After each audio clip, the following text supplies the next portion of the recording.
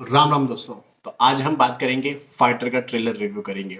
Wow, what a trailer. अब मैं इसको थोड़ा सा ट्रेनिंग टिकटॉक और जो भी रील्स पे चल रहा है उसको नहीं लेके जाऊंगा, बट रियली बहुत ही ऑसम फाइटर का ट्रेलर है। चलो, मैं अभिषेक कुमार साइलेंट रिव्यू की तरफ से आज बात करते हैं फाइटर ट्रेलर के बारे में।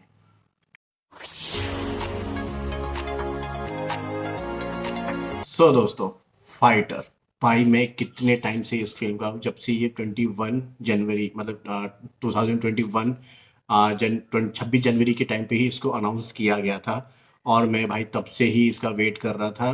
पहली चीज़ तो ये सिद्ध आनंद की मूवी है। अगर आपको नहीं पता है तो सिद्ध आनंद ने अपने को बहुत अच्छी ब्लॉकबस्टर फिल्में दी हैं। बैंग बैंग दी है, उसके बाद वॉर दी है, उसके बाद पठान जैसी फिल्में दी हैं। बट मेरी पर्सनली इसमें से बैंग बैंग और वॉर थी। पठान मुझे उतनी पसंद नहीं आई थी, बट ओवरऑल पिक्चर बहुत बड़ी ब्लॉकबस्टर थी, तो लोगों को पता है कि वो कैसा काम करते हैं, और इस बार वो अपने साथ फाइटर लेके आ रहे हैं। भाई मैं कितना ही एक्साइटेड हूँ ये, मतलब मैं तुमको नहीं बता सकता। क्योंकि कैसा होता है कि तुम किसी के लिए अगर वेट करते हो ना, तो उसका वेट का जस्टिफाइड करना बहुत ज़्यादा इंपॉर्टेंट होता है। और वही चीज़ आपको इस ट्रेलर में देखने को मिलेगा। क्योंकि ये ऐसा बोला जा रहा है कि ये इंडिया की पहले एरियल एक्शन फिल्म बनाई जा रही है, और ये सही में है। क्योंकि इससे पहले आपने कभी भी इतने ज़्यादा एक्शंस स्काई में नहीं देखे होंगे, और वही सिद्ध आनंद ने ट्राई किया, और उन्होंने बहुत लाजवाब तरीके से ट्राई किया। तो पहले बात करें, अगर इसका जब टीजर आया था तब से ही लोग इसके लिए बहुत एक्साइटेड थे। फिर अब इसका ट्रेलर आया तो वो भी एक्साइटेड है। इसके जो गाने आए वो गाने इतने नहीं थे, बट जो लास्ट सॉन्ग आया था वो आसमानी, वो बहुत ही औसम था, मज़ा आ जाता है। तो ऐसी ही फिल्में ऑडियंस को देखनी है और मज़ा आता है, जो कि टाइगर थ्री हमको नहीं दे पाया था। क्योंकि टाइगर थ्री में वो क्या बोलते, देशभक्ति वाला चीज मिसिंग था, क्योंकि वो किसी एक पाकिस्तान में ही किसी को बचाने की कोशिश कर रहा था, ना कि इंडिया के लिए। यहाँ पे पूरा इंडिया आता है, और भाई डायलॉग बाजी, भाई तुम नहीं मानोगे, ऐसी खतरनाक डायलॉग बाजी भाई मैं क्या बताऊं। मतलब डायलॉग बाजी भी ऐसी कि जैसे अपना प्राइम मिनिस्टर बात कर रहे हैं, क्योंकि उनको बताना पड़ेगा उसका बाप कौन है। Pakistan occupied, India occupied Kashmir. मतलब ये ऐसा बहुत सी चीजें हैं ना, जो कैसे एज अ ऑडियंस आप जब देखने जाते हो तो आपको मजा आता है, आपको ये फील आती है। एक टाइम पे तो मुझे ये लग रहा था कि गदर टू का ही थोड़ा बहुत कॉन्सेप्ट उठा के डाल दिया है, क्योंकि डायलॉग बाजी वही है।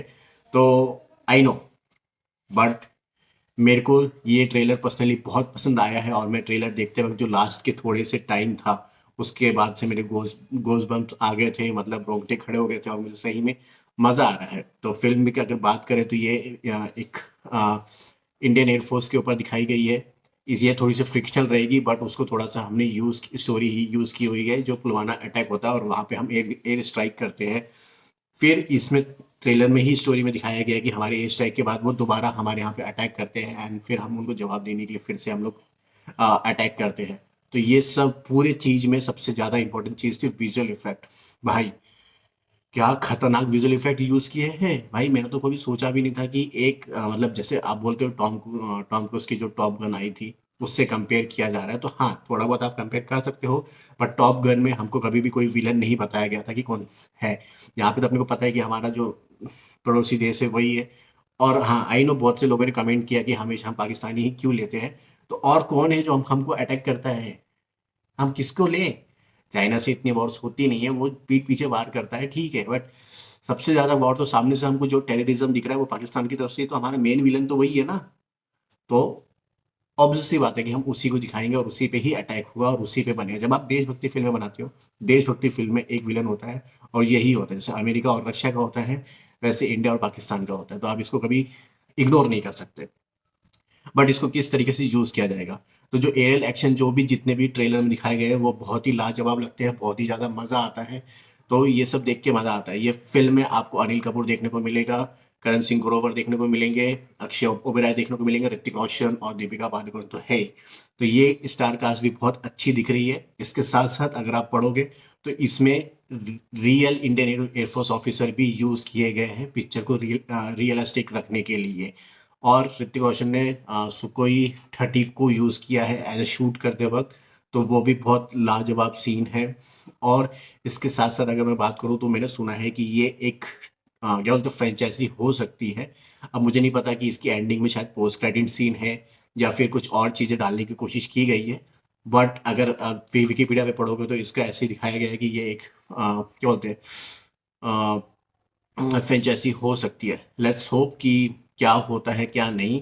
इसके अलावा फिल्म का बजट 250 करोड़ बताया गया और 250 करोड़ के हिसाब से विजुअल इफेक्ट्स और जो भी कास्टिंग और जो भी बजट हुआ गया है, जो भी लार्ज स्केल में बनाने की जो प्रॉमिस की गई थी वही है। तो तेजस भाई, तेजस वालों देखो, ऐसे बनाते हैं फिल्में, ऐसे ऐसे लेते हैं और ऐसे दिखाने की कोशिश करते हैं, कुछ भी नहीं दिखाते हैं। तो ये चीजें होती है। बट अब यही है कि ट्रेलर में दिखाया है, बट उतना ही आपको फिल्म में देखने में मजा आता है या नहीं, तो हमको तो फिल्म देखने के बाद पता चलेगा। बट मैं पर्सनली करूँ तो मुझे बहुत ही मजा आया है और लेट्स होप कि ऑडियंस को भी मजा आए और ये पिक्चर ब्लॉकबस्टर हो। बस एक ही चीज मिसिंग हो रही है कि ये फाइटर फिल्म की उतनी हाइप नहीं बन रही है जितनी कि पठान और सबकी बन चुकी थी because of the controversy. But इसमें वही चीज एक मिसिंग लग रही है कि इसकी हाइप नहीं है तो फिल्म चलेगी या नहीं चलेगी। बट मैं पर्सनली चाहता हूँ कि यह फिल्म चले, क्योंकि चलेगी तो ही तो ऑडियंस को मजा आएगा और ऐसी फिल्में हमको देखने को मिलेगी। क्योंकि कब तक हम वही बोरिंग चीजें देखते रहेंगे, कुछ नया देखना है, कुछ अच्छी देखनी है, तो हम सपोर्ट नहीं करेंगे तो कौन करेगा। तो लेट्स सी, फिल्म आने के बाद हम रिव्यू करेंगे कि फिल्म कैसी है।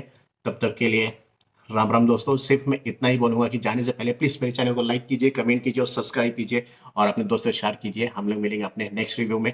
तब तक के लिए बाय बाय।